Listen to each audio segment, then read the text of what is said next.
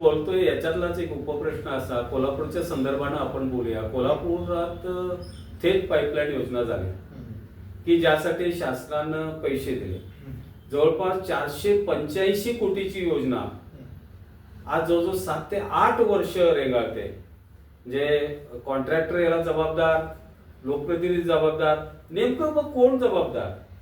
मुळात ही ज्यावेळी पाणी पुरवठा योजना मंजूर झाली, कारण ही योजना अस्तित्वात यावी असं का वाटतं, कारण कोल्हापूरच्या पंचगंगेमध्ये जयंती नदीचं पाणी जात होतं. मुळात ती जयंती नदी आहे असं प्राचीन अनेक कागदपत्र सांगतात. त्या नदीचं नंतर नाल्यामध्ये रूपांतर झालं कोल्हापूरचं शहरीकरण झाल्यानंतर, आणि थेट ते पंचगंगेमध्ये पाणी रमणमेळ्याच्या बाजूला मिसळत होतं. आणि मग पाण्याचा उपसा हा त्या जयंती नाल्याच्या अलीकडून व्हावा आणि कोल्हापूर शहराला त्यातून पाणी शुद्ध मिळावं या उद्देशानं त्या काळच्या राज्यकर्त्यांनी 125 कोटींचा तो प्रकल्प सगळ्यात पहिल्यांदा सँक्शन करून घेतला. नंतर तो प्रकल्प टप्प्याटप्प्याने वाढत जवळपास 485-500 कोटीपर्यंत त्याचं कॉस्टिंग पोहोचलं. मुळात या प्रकल्पाला इतका दिरंगाई लागण्याचा काही कालखंडच नव्हता. म्हणजे उदाहरणादाखलच बोलायचं तर भाजपचं मुख्यालय तयार व्हायला 1-2 वर्षांमध्ये इतकं मोठं टोलेजंग मुख्यालय तयार होतं, आणि आपल्या शिवछत्रपतींचं अरबी समुद्रातलं स्मारक व्हायला गेली 10-15 वर्ष अजून होतं. पक्ष कुठला याच्याबद्दल मला बोलायचं नाही किंवा कमेंट करायची नाही. मात्र लोकप्रतिनिधींची जर प्रामाणिक इच्छा असेल तर एखादा कमिटमेंट नाही, कमिटमेंट हा प्रश्नच तिथं नाहीये. त्यांची प्रामाणिक इच्छा मी स्वतःच्या त्यांना स्वतःची बांधिलकी वाटली पाहिजे. मला वाटलं पाहिजे की मी अमुक हे काम हातात घेतलं, अमुक या वेळेत या टाइम बॉन्डमध्ये मी ते काम संपवावं, असं इथल्या लोकप्रतिनिधींना वाटत नाही. आणि केवळ शिंगणापूर पाणी योजना किंवा काळमवाडी पाईपलाईनची योजना असेल, या योजनेच्या नावावर श्रेयवादाचं राजकारण करायचं आणि लोकांचे प्रश्न जैसे ते ठेवायचे, इथपर्यंत इथल्या राज्यकर्त्यांची मानसिकता राहिलेली आहे असं मला वाटतं. महाराष्ट्रातील रस्ते असतील किंवा कोल्हापूरचा पाण्याचा प्रश्न असेल, हे सगळं रेंगाळण्यापाठीमागं किंवा रस्ते खराब होण्यापाठीमागं भ्रष्टाचाराचा कितपत हात आहे किंवा हा मुद्दा किती महत्वाचा वाटतोय? सर, खरं तर कळीचा प्रश्न आपण विचारलेला आहे. मात्र आपल्यालाही माहिती आहे, ज्यावेळी 10 रुपये या ठिकाणी एखाद्या शासकीय कामासाठी निधी म्हणून वरून येतात, वरून म्हणजे वरिष्ठ कार्यालयाकडून किंवा मंत्रालयाकडून येतात, त्या लोकप्रतिनिधीकडे येत असताना त्या प्रत्यक्ष कामावर त्यातले किती पैसे खर्च केले जातात, खरं तर हा संशोधनाचा भाग आहे. तुमच्या आमच्यासारख्या सर्वसामान्य माणसाला या गोष्टीबद्दल माहिती नाही असेल तर काही भाग नाही. प्रत्येकाला प्रत्येक गोष्ट माहीत असते. मात्र येणारा निधी हा त्या रस्त्यांवर खर्च केला जातो का याचं कुठंही ऑडिट होत नाही. ऑडिट म्हणजे मी शासकीय ऑडिटबद्दल बोलत नाही, त्यात तर किती फेरफार केले जातात ते आपल्या सगळ्यांना माहिती आहे. याची कुठेतरी पाहणी होत नाही असं मला वाटतं. अगदी साध्या सोप्या शब्दात सांगायचं तर महाराष्ट्रातल्या रस्त्यांच्या बद्दल घेतलं, निवडणूक आल्यानंतर खरं तर 5 जून नंतर कुठल्याही रस्त्याचं बांधकाम करू नये असा एक पूर्वीपासून एक प्रघात चालू झाला. आपण 5 जून आपण अलीकडच्या काळामध्ये तर मृग निघते 7 तारखेला अशा अर्थानं आपण म्हणू. मग म्हणजे जून पासून रस्त्यांची बांधकामं पूर्ण बंदी केली पाहिजे, कारण डांबर टिकत नाही या अर्थानं आपण घेऊया. अलीकडच्या काळामध्ये एक नवीन ट्रेंड काय सेट केला आहे कॉन्ट्रॅक्टर लोकांनी, म्हणजे अर्थात कॉन्ट्रॅक्टर लोक ही इथल्या लोकप्रतिनिधींची बच्चे आहेत. जे कोल्हापूरच्या बद्दल बोलत नाही, मी कोण महाराष्ट्रामध्ये बोलतो आहे.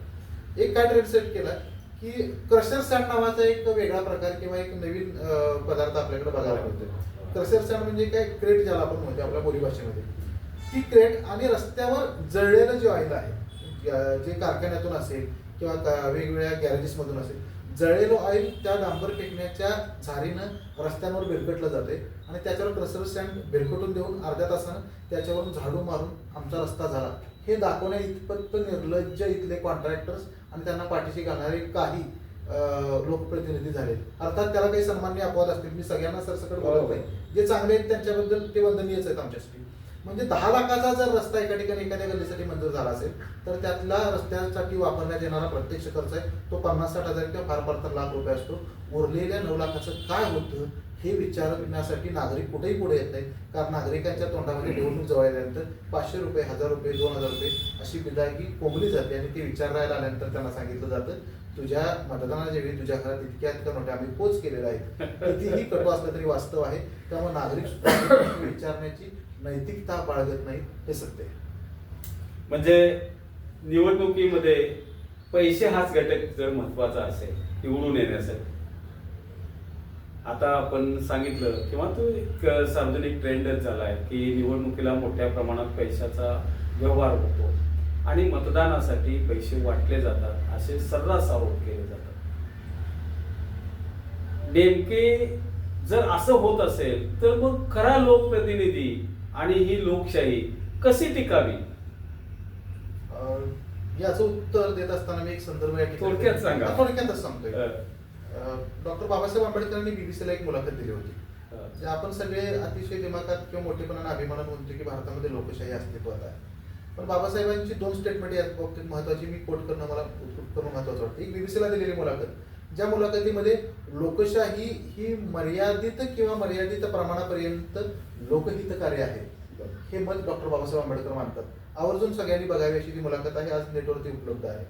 या लोकशाहीचा खरा अर्थ लोकप्रतिनिधींना समजला आणि त्या लोकशाहीचा वापर इथली लोकशाही संपवण्यासाठी इथल्याच लोकप्रतिनिधींनी करून घेतला. Correct. हे या निमित्तानं मला सांगणं महत्वाचं वाटतं. दुसरी गोष्ट, इथली राज्यव्यवस्था जी आहे किंवा भारतीय राज्यघटना जी आहे ती लिहित असताना किंवा ती इम्प्लिमेंटेशन किंवा ती लागू करत असताना ही राज्यघटना चांगली आहे किंवा वाईट आहे हे कसं ठरवायचं, याचे काही क्रायटेरिया किंवा त्याचे एक परिमाण बाबासाहेबांनी दिले. बाबासाहेब म्हणतात की ही राज्यघटना ज्याच्या हातात जाईल, ती राज्यघटना वापरणारा माणूस कसा आहे किंवा त्याची मानसिकता कशी आहे, त्याच्या प्रवृत्तीप्रमाणे ती राज्यघटना त्या ठिकाणी काम करायला सुरू करेल. हे जे लूफॉल्स आहेत किंवा या ज्या तरतुदी आहेत ते मला वाटतं इथल्या भ्रष्ट राजकारण्यांनी आणि लोकांना खेळवणाऱ्या राजकारण्यांनी अतिशय चांगल्या पद्धतीने, आपण म्हणतोय की राज्यघटना या लोकांनी वाचलेली नाही, पण माझं याच्या पुढे जाऊन एक 2 पावलं असं मत आहे की भारतीय राज्यघटना सगळ्यात चांगली कोणी वाचली असेल तर यांनी वाचल्या. तर त्यातल्या आमदार खासदारांनी वाचल्या, त्याच्यातल्या खाचाखुचा ज्या आहेत त्या यांनी समजून Loop घेतलेल्या holes, पळवाटा आहेत. सगळं. पळवाटा शोधलेले आणि त्याचा वापर आपल्या सोयीसाठी कशा पद्धतीने करायचा हे यांनी अतिशय चांगल्या पद्धतीनं जाणून घेतलंय. त्यामुळं या लोकप्रतिनिधींना जर थोपवायचं असेल तर लोकशाहीचा महत्वाचा घटक असणाऱ्या मतदारांनी कुठल्याही पद्धतीची भिडभाड न ठेवता अतिशय निर्भीडपणे मतदान केलं पाहिजे आणि ज्या गोष्टींवर ज्या ठिकाणी बोलायचं, ज्यावेळी बोलायचं त्या ठिकाणी स्वतःचं मत निर्भीडपणे मांडलं पाहिजे. आपल्या मतासाठी, आपल्या प्रश्नासाठी मतदारांनी मतदान केलं पाहिजे असं म्हणायचं आहे. अगदी बरोबर. म्हणजे मला मतदान अमुक माणसाला निवडून द्यायचे की अमुक पक्षाचा मी मतदार आहे पारंपरिक म्हणून निवडून देणार असेल तर निश्चित आपली लोकशाही येणाऱ्या काळात सुद्धा धोक्यात जाणार आहे. मला लोकशाही बळकट करायची आहे, मला सामाजिक प्रश्नांची जाण आहे आणि सामाजिक प्रश्नांवर कायमस्वरूपी मार्ग काढण्यासाठी म्हणून मला मतदान करायचं आहे. म्हणून कुठलाही पक्ष न बघता लोकांचं काम करणारा जो लोकप्रतिनिधी आहे किंवा लोकविकासाची लोकोपयोगी कामं करणारा जो लोकप्रतिनिधी आहे तो निवडून देण्याकडे येणाऱ्या काळात मतदारांचा कल असावा, तरच आपली लोकशाही निकोपपणे वाढ होईल, वृद्धिंगत होईल असं मला वाटतं. आता तर आपण जसं म्हटलं किंवा हा एक जनरल ट्रेंड आहे, आरोप सातत्यानं होत राहतात की मतासाठी पैसे घेतले जातात आणि वाटले जातात. आता तर असे आरोप शासनावर आहेत, या विद्यमान शासनावर. म्हणजे उदाहरणार्थ देवदर्शनसाठी चला, वयोवृद्ध माणसांना देवदर्शन असेल किंवा लाडली बहीण योजना असेल, म्हणजे कर रूपानं तुमच्या आमच्या खिशातनं गेलेले जे पैसे आहेत हे पैसे घेऊन हे एक प्रकारे या वर्गाला खुश करण्यासाठी, म्हणजे एक प्रकारचा ही लाच असं वाटत नाही तुम्हाला? नाही, अर्थात याला प्रत्यक्ष लाच असा शब्द डायरेक्टली वापरता येणार नाही, पण याच्यातला मतदार सुद्धा सुजाण आहे. म्हणजे पैसे घेतले म्हणजे त्यालाच मत देतो एखादा मतदार, असं जर कोणी दावा करत असेल तर ते खोल आहे, चुकीचं आहे. आणि राहिला प्रश्न या ज्या सौंग लोकप्रिय घोषणा असतील किंवा योजना असतील, आता उदाहरणच घ्यायचं तर लाडकी बहीण जी योजना आहे किंवा लाडका भाऊ योजना आहे, या ज्या योजना आहेत त्या मला वाटतं इलेक्शनचा किंवा निवडणुकीसाठीचा जुमला आहे. त्यानंतर त्यानंतर बंद पडणार आहे, हे मी अगदी जबाबदारीने या ठिकाणी ऑन कॅमेरा मी सांगतोय. याचं कारण असं आहे, आता रक्षाबंधनच्या आधी 17 तारखेपर्यंत पहिल्या महिन्याचे 1,500 रुपये, दुसऱ्या महिन्याचे 1,500 रुपये महिलांच्या खात्यात जमा होणार आहे. आणि खुद्द शासन करते, म्हणजे मुख्यमंत्री साहेब असतील, उपमुख्यमंत्री साहेब असतील, त्यांचा सन्मान ठेवून या ठिकाणी सांगतो की ते स्वतः असं सांगताय की जर तुम्ही आम्हाला निवडून आणलं तर या योजना इथून पुढच्या काळात चालू राहतील. ते उघड म्हणतात निवडून आणलं तर चालू राहतील, आम्हाला निवडून आणलं तर योजना चालू राहण्याचा प्रश्नच येत नाहीये. त्यामुळे मतदारांना आकर्षित करण्यासाठीच्या या योजना आहेत. अगदी काल एका मोठ्या राजकीय नेत्यानं कोल्हापूरमध्ये विधान असे केले की 6,000 कोटींची तरतूद आम्ही या योजनेसाठी केलेली आहे पहिल्या टप्प्यात. म्हणजे जुलै आणि ऑगस्टमध्ये ज्यांनी अर्ज भरले त्या महिलांना 6,000 कोटी आम्ही 2 महिन्याच्या हप्त्यातून या ठिकाणी वाटणार आहोत. याचा अर्थच असा आहे, 6,000 कोटी म्हणजे 2 महिन्यांची तरतूद झाली, पुढच्या पैशांची तरतूद करण्यात आलेली नाही. जर सरकार आमचं अर्थसंकल्प जो आहे तो अंतरिम अर्थसंकल्प आहे महाराष्ट्राचा. नवीन सरकार अस्तित्वात आल्यानंतर ते महाविकास आघाडीचेही किंवा महायुतीचेही याच्याबद्दल कोणीही कायही फर्मपणे सांगू शकत नाही. म्हणून 6,000 कोटी ही फक्त 2 महिन्यांची योजना आहे. त्याच्यानंतर या योजनेचं काय होईल कुणालाही सांगता येणार नाही. खरं आहे, 7,80,000 कोटीचं तब्बल या राज्यावरती कर्ज आहे असं असताना समजा ही 5 वर्ष जर काही योजना चालू ठेवायची असेल, लाडली बहीण योजना, तर 46,000 कोटी रुपयाची गरज आहे असं म्हणतात. आणि हे सगळेचे सगळे पैसे आज शासनाकडे काय नाही, कर्ज काढून हे दिले पाहिजेत. त्यामुळे ही योजना भविष्यकाळात चालेल किंवा नाही याच्याविषयी साशंकता आहे. हा, इलेक्शनच्या पार्श्वभूमीवरती 2 महिन्याचा सरांनी जसं सांगितलं तसा जुमला हे निश्चितपणे आहे. या 2 महिन्यानंतर त्या योजनेचं काय होईल हे काही सांगता येणार नाही. पण ज्या आता शासन गेल्या लोकसभेमध्ये त्यांना फटका बसलाय, म्हणजे त्यांना वाटत होतं तशा त्यांच्या लोकसभेच्या सीट्स आल्या नाहीत, म्हणून अशा पद्धतीच्या योजना काढल्या असं तुम्हाला म्हणायचं आहे का? नाही, असं त्यांना वाटत असेल तर राज्यकर्ते भ्रमात आहेत असं माझं बरं. स्पष्ट म्हणणं आहे. बरं. कारण इथला मतदार इतका काही दुधुकळा नाहीये आपल्याच भाषेत सांगायचं तर. कारण पैसे दिले म्हणजे त्या माणसाचं मतदान मिळतच हा भ्रमात कुठल्याही राज्यकर्त्यांना, विरोधकांनीही राहू नये आणि सत्ताधाऱ्यांनीही राहू नये. कारण आपल्याला आता साधी सोपी अगदी स्पष्टच बोलायचं तर मतदानाच्या वेळी पैशांची जी खैरात करण्यात येते किंवा पैसे वाटण्यात येतात, अगदी पूर्वीच्या काळात 100-200 रुपये वाटले जायचे, नंतर 500, 1000, आता ते 2000 कदाचित येणाऱ्या विधानसभेपर्यंत तो आकडा 5000चा. आणि पूर्वीची लोक होती की बाबा पहिल्या बघा याच्यामध्ये 3 टप्पे मी सांगतो. पहिल्या टप्प्यातल्या लोकांना वाटायचं, जुन्या लोकांना, की पैसे घेऊन मतदान करायचं नाही, कारण मतदान हे धर्माचं काम आहे किंवा पाप आहे, आपण लोकशाहीसाठी मतदान करायचं. ही पिढी कुठली होती तर स्वातंत्र्य चळवळ बघितलेली किंवा स्वातंत्र्य चळवळ जगलेली पिढी होती. नंतरच्या काळातल्या पिढीला काय वाटायला लागलं, जो पैसे देईल त्यालाच मतं टाकायचे. म्हणजे 2000 एखाद्याने 500 रुपये जर एखाद्याने आणून दिले तर त्याला मतदान टाकायचं आणि मग काय असेल ते आपलं मतदानाचं कर्तव्य बजावलं, हेही समाधान आणि पैसे घेतल्याचंही समाधान. आता जी ती तिसरी पिढी आहे ती मला वाटते एक वेगळं रसायन आहे किंवा ती एक वेगळी संक्रमणातली पिढी आहे. कारण इथल्या राजकीय पक्षांनी त्यांची ती नस ओळखलेली आहे. म्हणजे अशी अनेक प्रत्येक ठिकाणी किंवा अनेक ठिकाणी अशी उदाहरणं सापडतील. महाविकास आघाडीकडून आलेलं पाकिट सुद्धा पैशाचं स्वीकारतील, त्यानंतर महायुतीकडून आलेलं सुद्धा पैशाचं पाकिट स्वीकारतील आणि कदाचित मतदान ते सरळच देतील. म्हणजे मी पैसे वाटले म्हणून माझा विजय निश्चित आहे असं जर कोणाला वाटत असेल तर ते त्यांचा भ्रम आहे आणि तो भ्रमाचा वापर कुठल्याशिवाय राहणार नाही, हे इतकं मला वाटतं. खरं आहे, हा विषय जितका म्हणजे चर्चा चर्वण करावा तितका हा वाढत जाईल. खर तर पैसे घेऊन मतदान देणं याच्याविषयी अनेक आरोप अनेक जण करतात. ते सिद्ध करता येत नसल्यामुळं ठामपणे कोणी बोलू शकत नाही, कारण हा सगळा चोरीचा मामला असतो.